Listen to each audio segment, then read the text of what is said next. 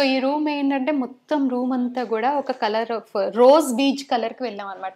అంటే పింక్ బీజ్ కలిసిన shade, beautiful colour actually, different and beautiful colour, different and unique. And నాకు అది gold లో నాకు తెలిసి ఒక 3 షేడ్స్ చూసాను ఈ వాల్ అయితే. యా కదా, అవును. అండ్ లైట్ గోల్డ్, అదొక డిఫరెంట్ మిక్స్డ్ గోల్డ్ ని చూసాను. ఇది కూడా టెక్స్చర్డ్ వాల్ పేపర్ అండి. సో అక్కడ వచ్చేసరికి మనం కొంచెం మెటాలిక్ వాల్ పేపర్ కి వెళ్ళాము. అవును.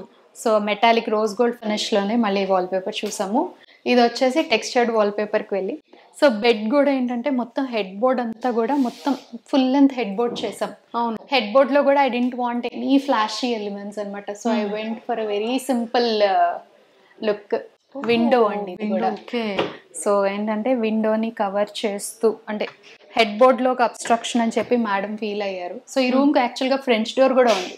సో వెంటిలేషన్ ఫుల్ గా ఉంది కాబట్టి, ఓకే, సో దీనికి ఇంక ఇలాగా విండోని కొంచెం ఇలా కవర్ చేసాం అనమాట.